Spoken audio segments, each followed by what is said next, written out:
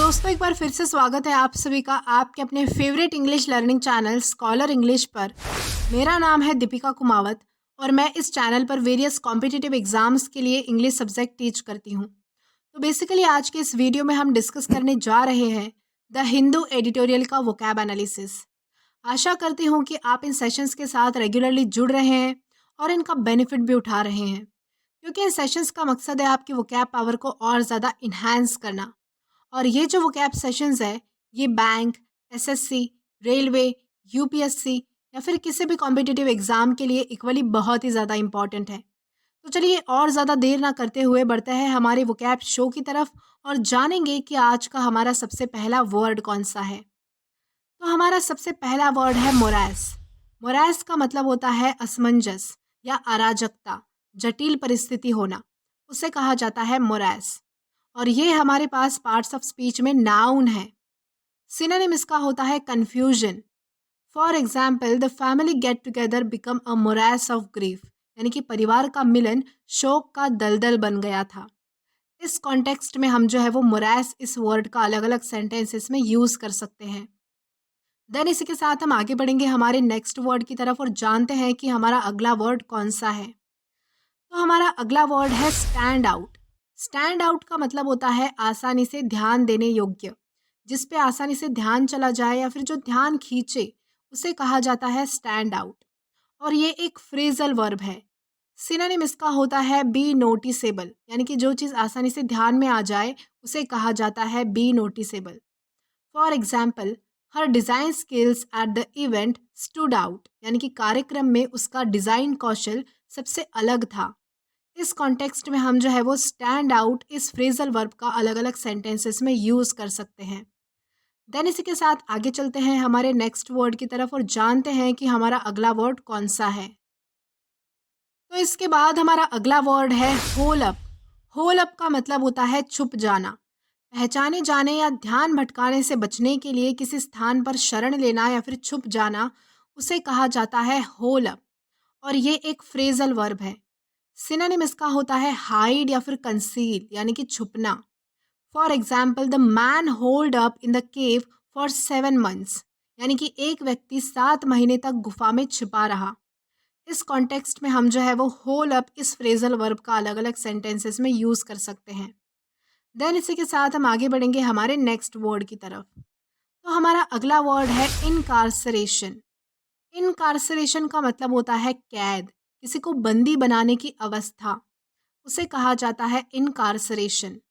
और ये हमारे पास पार्ट्स ऑफ स्पीच में नाउन है। सिनोनिम इसका होता है इम्प्रिजनमेंट या फिर इंटर्नमेंट, यानी कि कैद करके रखना किसी को। For example, he wrote a book while he was in इनकार्सरेशन, यानी कि उसने ये किताब तब लिखी थी जब वो जेल में था, कैद में था। इस कॉन्टेक्स्ट में हम जो है वो इनकार्सरेशन इस वर्ड का अलग अलग सेंटेंसेस में यूज़ कर पाएंगे। देन इसी के साथ हम आगे चलेंगे हमारे नेक्स्ट वर्ड की तरफ और जानेंगे कि हमारा अगला वर्ड कौन सा है। तो इसके बाद हमारा अगला वर्ड है रिडैक्ट। रिडैक्ट का मतलब होता है संपादित करना, यानी कि पब्लिकेशन के लिए एडिट करना, उसे कहा जाता है रिडैक्ट। और ये हमारे पास पार्ट्स ऑफ स्पीच में वर्ब है, यानी कि क्रिया है। सिनोनिम इसका होता है एडिट, यानी कि संपादित करना।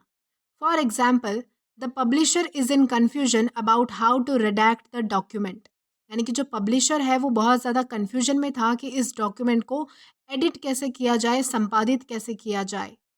इस कॉन्टेक्स्ट में हम जो है वो रिडैक्ट इस वर्ड का अलग अलग सेंटेंसेस में यूज़ कर सकते हैं। देन इसी के साथ हम आगे बढ़ेंगे हमारे नेक्स्ट वर्ड की तरफ। तो हमारा अगला वर्ड है स्प्लिंटर। स्प्लिंटर का मतलब होता है बिखर जाना, छोटी इकाइयों में अलग होना, आमतौर पर असहमति की वजह से अलग हो जाना, बिखर जाना कोई चीज़, उसे कहा जाता है स्प्लिंटर। और ये हमारे पास पार्ट्स ऑफ स्पीच में वर्ब है, यानी कि क्रिया है। सिनोनिम इसका होता है फ्रैगमेंटेशन या फिर डिवीजन, यानी कि टूटना, बिखरना, अलग होना। For example, the company's leadership team is splintering, यानी कि कंपनी की नेतृत्व टीम बिखर रही थी, टूट रही थी, अलग हो रही थी। इस कॉन्टेक्स्ट में हम जो है वो स्प्लिंटर इस वर्ड का अलग अलग सेंटेंसेस में यूज़ ले सकते हैं।